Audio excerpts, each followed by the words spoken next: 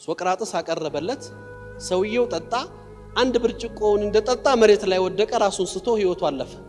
ሶቅራጥስ ጋር በዘመኑ እንግዲህ ህክምናው ሊቅ ተብሎ ይወሳ ነበር አይደለም በአገሩ ላይ የሱ ጎረቤት የሆነ ሰው እሱም ሌላ ህክምና ዕውቀት ያለው ሰው በዚህ ዘመን ውስጥ የዚች ሀገር የህክምና ሊቅና ዕውቅ ለምንድነው ሶቅራጥስ ብቻ የሚሆነው? እኔም እሱን መፎካከር መወዳደር እችላለሁ፣ የሱን ስምና ማዕረግ መሻረክ ፈልጋለሁ አለ።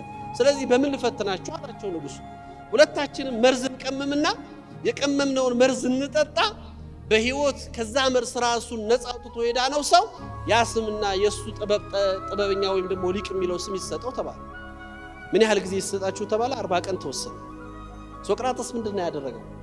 40 ቀን በጣም ጠንካራ ጉልበት ያላቸው 3 ሰዎችን መርጦ በየቀኑ ቤቱ ውስጥ ይደበደባል፣ ድምጽ ይሰማል፣ የተለያየ ነገር ይቀለቀላል፣ ይወቀጣል። ማን ጎረቤቱ እንዲሰማው እየተደረገ ለ40 ቀን በተከታታይ ቀኑ ደረሰ። 40ው ቀኑ ሞላ። ይዛችሁ ተዘጋጅታችሁ ሐላለ ይሄኛው ሰው ያመጣውን መርዝ አቀረበ። መርዙን ሶቅራጥስ እንዲጠጣ ተጠየቀ። እውነት የህክምናው ጥበብ ካለው ይሄን መርዝ ማፍሰድ ከቻለ እሱ ልቅናውን ይቀበላል። ሶቅራጥስ የቀረበለትን መርዝ ጠጣ። በቅጽበት መርዙ ሰውነቱን መለዋወጥ ጀመረ።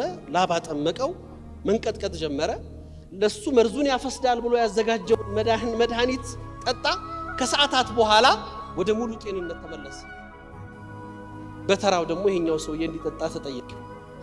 ሶቅራጥስ አቀረበለት። ሰውየው ጠጣ።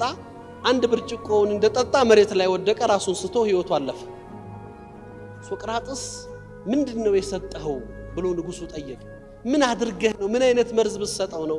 እኔ የሰጠሁት መርዝ አይደለም ውሃ ነው አለ።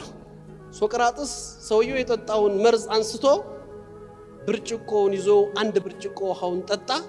ምንም አልነካው። ነገር ግን ምን ነበር ያደረገው? ለ40 ቀን ያክል መርዝ እየቀመመ እየተዘጋጀ እንዲሆን እንዲሰማው አድርጓል። ሰውየው 40 ቀን የተዘጋጀ መርዝ በአንድ ብርጭቆ ውሃ ለሌሎች ህይወት ተስፋ የሚሆነው እሱን ገደለ። እኛንን ነጋችንን በተሻለ ተስፋ ልናበራው የምንችለው ልናጨለመው የምንችለው የቀጣይ ዓመታችን